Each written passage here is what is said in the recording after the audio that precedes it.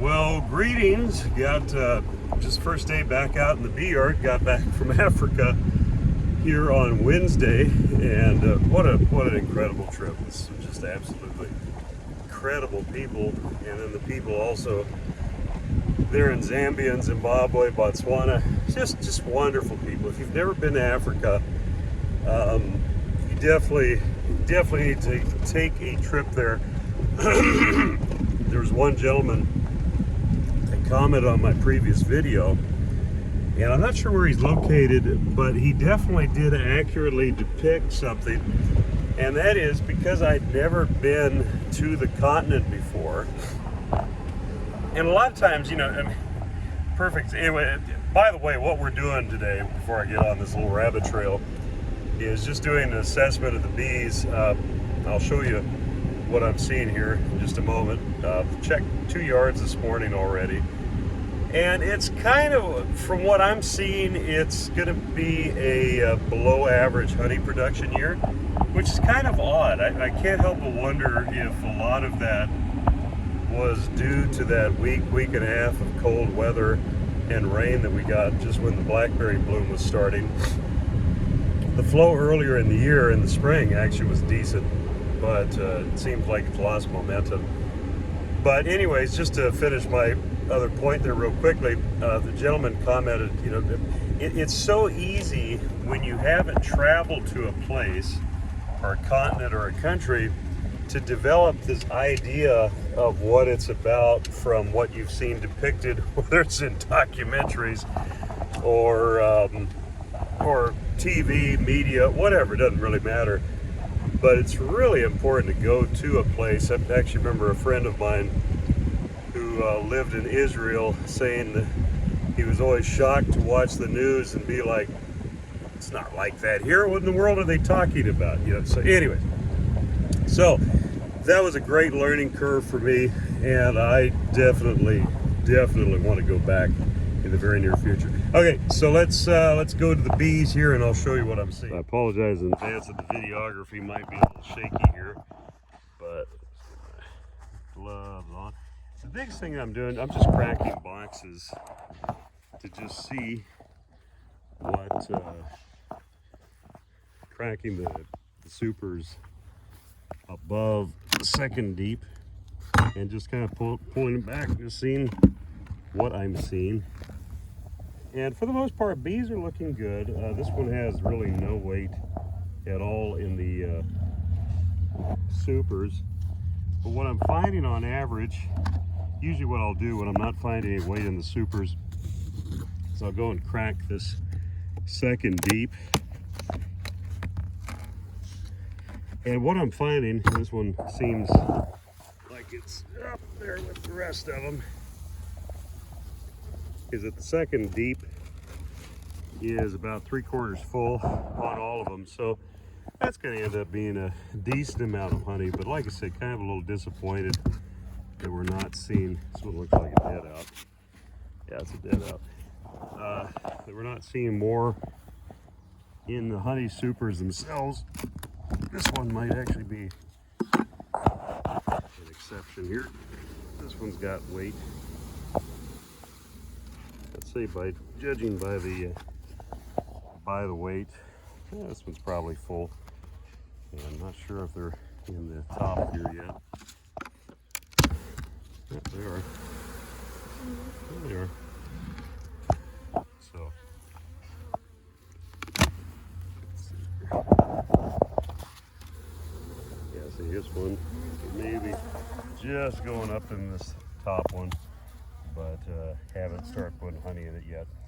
So out of that pallet, I would say, let me see, 1, 2, 3, 4, 5 boxes. 5 boxes of honey, which isn't bad. I mean, but now, and here's the other thing too I'm doing. I am going, these are the yards I've visited so far today have been our best yards on average. And so I kind of like using them as a gauge, because, you know, if you're putting bees in a new yard for the first time,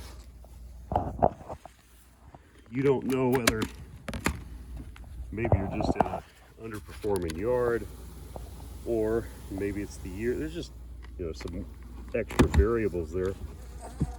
And so that's where I like using a reference point of yards that we've used before that have a consistent production record. This one feels like it has got honey to it. Decent weight. And so anyway, so yeah, that's what we're seeing. I'd say a below average year. I mean, I'm relieved to see that the bees are looking good. Because I mean, that's your main, that one, not so much. As soon as I say it right.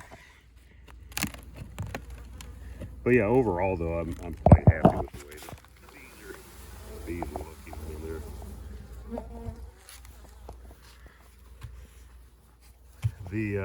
The other thing that we did this year for the first time that we're pretty excited about to see what the result is.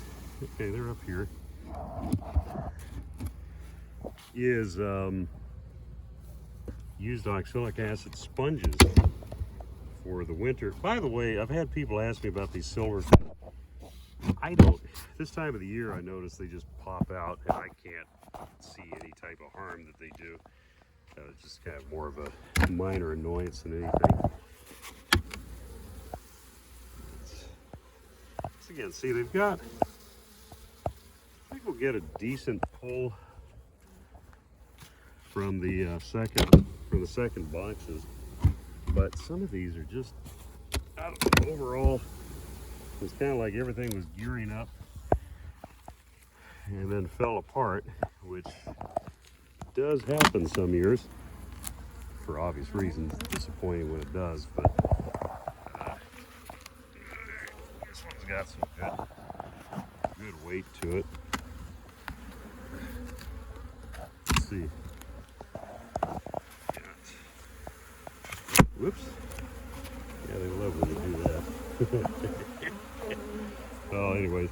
Yeah, so that one's got, you know, a deep and then two mediums. I better get moving here.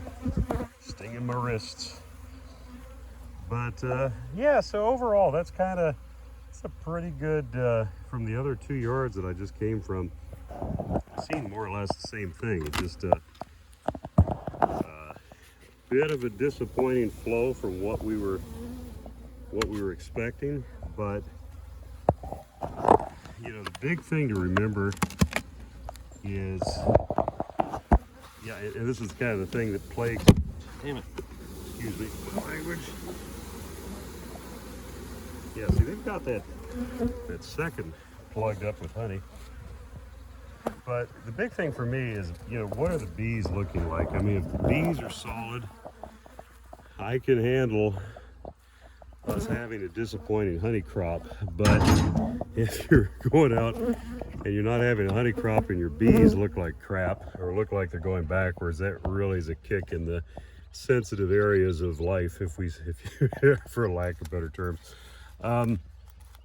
We're probably going to start, or the plan is we're actually going to start pulling honey next week, early next week, and then move our best colonies up north for fireweed.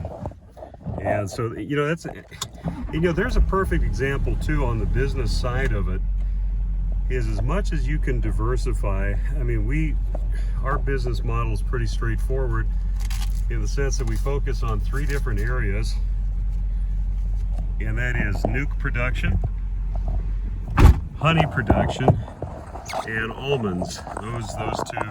Those 3 things rather.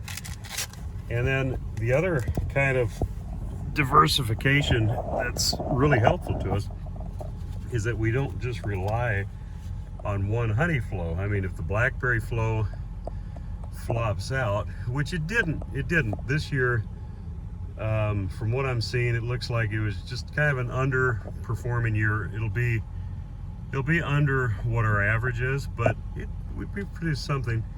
But then we've got the fireweed to also rely on, and hopefully do some production on that. I haven't checked the moisture up there in the elevations that we take the bees for the fireweed, But when I was up there about 2 weeks or so ago, it was looking good. It's looking promising. So, but anyway, yeah, that's kind of an idea of what, on average, we're seeing in the yards. I know Tyler, when I was away, went and checked some yards and was kind of seeing the same thing, is that they're just not, it's not a major flow. It's just kind of more of a slow trickle, if you will. But anyways, yeah, I would say that for those of you in our area, the biggest thing now is just probably look at pulling your honey in the next week or two, unless areas vary. So I mean, if you're still seeing a heavy flow where you're at, keep giving them room, keep capitalizing on the flow. But for the most part, our plan is we're going to start pulling honey next week. If any hives we don't take up to the fireweed, we're going to start treating for mites, and I would recommend doing the same thing now, just so you can get a jump start on getting your bees super clean. Get any of the mites taken care of while we still have this summer bee population, so that when they start switching over to raising bees for the winter nest or even the fall nest, you have those mites taken care of, or at least at a very low percentage, and you're going to have way less issues with the viral infections and the secondary infections that come with that. So anyways, I will catch you later. Bye-bye.